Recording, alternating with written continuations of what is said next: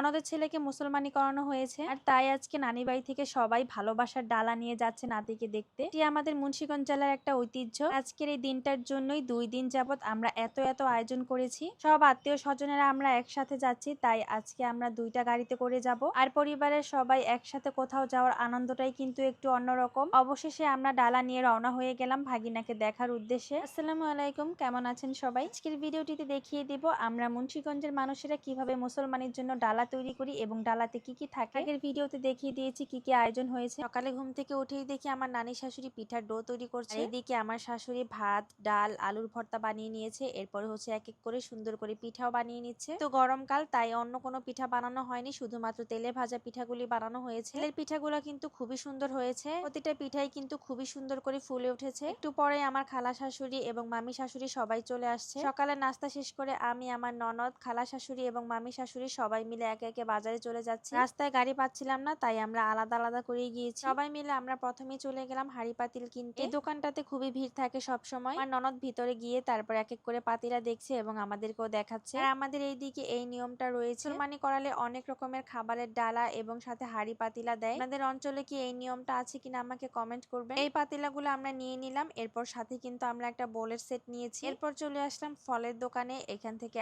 Apple, মালটা, আম এবং সাথে কিন্তু কলাও নেওয়া হয়েছে। আর আজকের কেনাকাটা কিন্তু আমরা সবাই মিলেই করছিলাম। কলার সাথে রুটি নেওয়া হয়েছে। এরপর ডিমের দোকান থেকে 1 খাঁচি ডিম নেওয়া হয়েছে এবং 2 প্যাকেট নুডলস নেওয়া হলো। বাজারের কেনাকাটা প্রায় শেষ, এখন হচ্ছে বাড়িতে গিয়ে ডালা সাজাবো। আজকের এই দিনটার জন্য আমরা সবাই বেশি এক্সাইটেড। কিছু কেনাকাটা করে এবার আমরা বাড়িতে চলে আসছি, আর এখনই আমরা ডালা সাজাবো। আর আজকের দিনটা ছিল শুক্রবার। বাড়িতে এসে দেখি খুবই সুন্দর করে সবগুলা পিঠা বানানো হয়ে গেছে। এখন আমার ননদরা মিলে হচ্ছে ডালাগুলা সাজিয়ে নিবে, আমিও সাহায্য করছিলাম। ডালায় দিয়েছিলাম পিঠা এবং চিড়ার মোয়া। এরপর আমরা খুব সুন্দর করে র্যাপিং পেপার দিয়ে হচ্ছে র্যাপ করে নিয়েছি, তো পিঠাগুলা একদমই পড়ে না যায় এবং খুবই ভালো থাকে। এরপর আমরা আরো একটা ডালা সাজিয়ে নিব। এই ডালা সাজানোর আইডিয়াটা কিন্তু আমার শ্বশুর আব্বা দিয়েছে। মাশাআল্লাহ খুবই সুন্দর হয়েছিল। খালাতো বোন মিলে ডালা সাজাচ্ছে আর আমি এখানে ভিডিও করতেছিলাম। মাশাআল্লাহ খুবই সুন্দর লাগতেছিল এই ডালাটা। এবার এই ডালাটাকেও সুন্দর করে র্যাপ করে নিয়েছি। এই তো দেখুন আমাদের 2টা ডালাই কিন্তু রেডি হয়ে গেছে। এবার সবকিছুকে এখন এক এক করে বাহিরে বের করা হচ্ছে। আমরা দুপুর 1টার মধ্যে বাড়ি থেকে বের হব। আর এইদিকে আমি একটু ব্যস্ত ছিলাম, কিন্তু দেখি আমার দেবর হচ্ছে চাঙ্গারি নিয়ে চলে যাচ্ছে, গাড়ি চলে আসছে। এই ডালাটিতে আমরা দিয়েছিলাম মুড়ির মোয়া, চিড়ার মোয়া, চিপস, রুটি, কলা এবং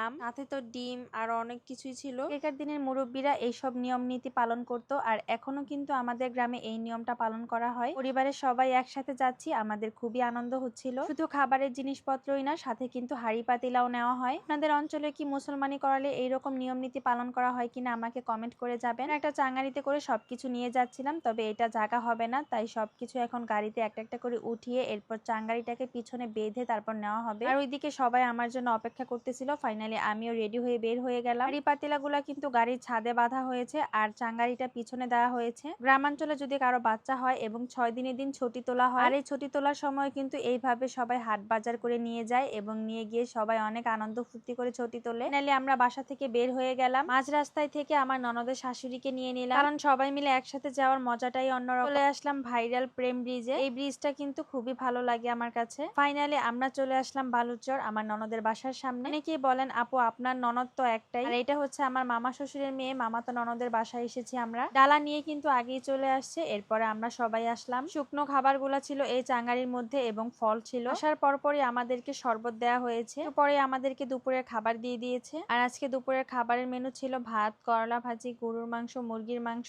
এবং সাথে ছিল টক ডাল। খাওয়া দাওয়ার পরে সবাই আমরা একসাথে বসে গল্প গুজব করতেছিলাম। মুরব্বীদেরকে খাবার পরে পান দেওয়া হয়েছে। এরপর সবার জন্য কিন্তু কোল্ড ড্রিঙ্কস আনা হয়েছে। সবাই আমরা বসে বসে কোল্ড ড্রিঙ্কস খাচ্ছিলাম এবং বিকেল বেলায় দেওয়া হয়েছে পিঠা, মোয়া, আম, কাঁঠাল। এবার আমরা বাড়ির উদ্দেশ্যে রওনা হয়ে যাব, কারণ বাড়িতে কিন্তু আমার শাশুড়ি মায়ের অনেক অনেক কাজ আছে। খামারের কাজের জন্য আম্মা কোথাও বেড়াতে পারে না। আর মাশাআল্লাহ গাছটার মধ্যে এত সুন্দর পেয়ারা ধরেছে, আমরা কিন্তু পেয়ারাও খেয়েছি। এরপর বালুচর থেকে একটা অটো গাড়ি রিজার্ভ করে আমরা বাসায় চলে আসছি। দুপুরে তো দাওয়াত খেয়েছি, এখন রাতের বেলায় কি খাবো। এরপর আমার ননদ বললো চলো পাস্তা রান্না করে রাতের বেলা খেয়ে ফেলি, এখন আর ভাত রান্না করতে হবে না। আর আমার ঘরে কিন্তু রয়েছে TQYU এর মাল্টি কুকার, আর এই মাল্টি কুকারে রান্না করতে কিন্তু একদমই সময় কম লাগে। প্রথমে পানি দিয়ে এরপর মোটা মোটা করে কয়েক টুকরা আলু কেটে নিয়েছি। আলু দিলে কিন্তু পাস্তা খেতে খুবই ভালো লাগে। সামান্য পরিমাণ তেল দিয়ে দিয়েছি, নয়তো কিন্তু পাস্তা পরে লেগে যায়। এরপর বলক ওঠার পরে পাস্তাগুলো দিয়ে দেওয়া হলো। ভালো করে পাস্তা সিদ্ধ করা হলে এখন এটাকে আমরা পানি ঝরা দিয়ে নিব। একটা মাল্টি কুকারে সব ধরনের রান্না করা যায় এবং সবকিছু স্টিমও করা যায়। এর মধ্যে কিন্তু উপরে একটা স্টিমারও রয়েছে। আর আজকের এই পাস্তা কিন্তু গরুর মাংস দিয়ে রান্না করা হবে। আমার ননদ কিন্তু আগেই গরুর মাংসের মধ্যে মশলা মাখিয়ে রেখেছিল, এরপর কিছুক্ষণ এটাকে ভেজে নিয়েছে। এরপর এগুলাকে একটু ভাজা ভাজা করে এর মধ্যে পেঁয়াজ কাঁচামরিচ অ্যাড করা হবে। পেঁয়াজটা কিন্তু আমরা এরকম মোটা মোটাই রাখি, তাহলে খেতে একটু বেশি ভালো লাগে। কিছুক্ষণ ভাজার পরে এখন দিয়ে দেওয়া হবে পাস্তা। আপনারা কেউ কি এইভাবে পাস্তা রান্না করে খেয়েছেন কিনা কখনো আমাকে জানাবেন। এরপর দেওয়া হলো ম্যাগি মশলা। এখানে আমরা 2টা ম্যাগি মশলা দিয়েছি। এই মাল্টি কুকারটি আমি নিয়েছি TQIU এর পেজ থেকে, আমি পেজটা মেনশন করে দিব, চাইলে আপনারাও নিয়ে নিতে পারবেন। এরকম একটা মাল্টি কুকার ঘরে থাকলে যে কোনো সময় রান্না বান্না করা যায় ঝামেলাবিহীন। এটি কিন্তু বিদ্যুৎ সাশ্রয়ী, বিদ্যুৎ বিল খুবই কম আসে। রান্না হয়ে গেছে, এবার আমরা সবাই খেয়ে নিব। আজকের ভিডিও এ পর্যন্তই। আল্লাহ হাফেজ।